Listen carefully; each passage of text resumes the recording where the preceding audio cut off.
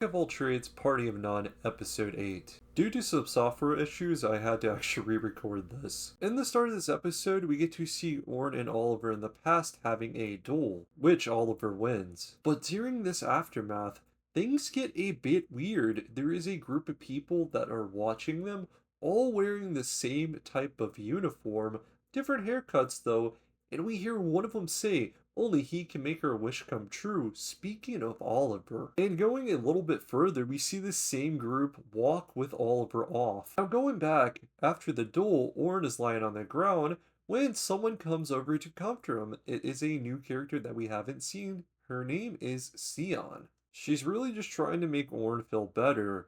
Now, after Orn is trying to explain his lack of strength and why he lost, this is where she goes into her vows and things get a bit weird.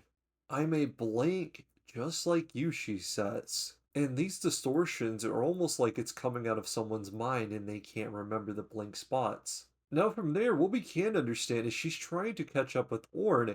Then we get to our next blank, and when I do, someday blank, final part of the distortion, I'll become a blank and Willow blank walk side by side there together. I find it really awesome what they're trying to do here. They're trying to give us some puzzle pieces. We're getting ready for a big arc. I'm loving it. After that, we get back to the current time. This person with an eye patch is receiving a message from the Guildmaster for the continent's southern regions. This message is about the adventurer that was able to kill the Black Dragon by himself. After hearing this, the eye patch person's like, finally, with a bit of surprise. Then they go on to say, the conquest of the southern dungeon should resume. This person then tries to take a guess on who was able to slay this black dragon. They thought it was Oliver, and whenever they get it wrong, the next person they go to is no other than Orn, and they are certainly surprised by this, and we do know that they want to watch him afterwards. So this is a higher up person, most definitely. Another thing we can actually note here is since they know Oliver and Orn, this is most likely someone from their past. After that bit of a message drop off, we go on to see this party inside of a dungeon. And what we saw seems like they just got done killing another party. So after that, they're just kind of chilling, talking amongst each other. That's until there is something sensed, which one of the members does. It's someone wearing a cloak, and whenever they figure out that there's actually someone there, they are referred to as Sion, the same person from the start of this episode. This person that was sensed ends up being a messenger from the HQ. Just like the one from earlier, it's about the person that was able to slay the Black Dragon, but they are given some instructions. You're to make contact with them, and if you decide he's an enemy, kill him. And as the messenger continues, they say, HQ says it's likely he's already sided with the church. There's sort of this reaction with the party that they hate the church. After this message is received, they begin to walk off, and we get to hear Sion kind of thinking in her head.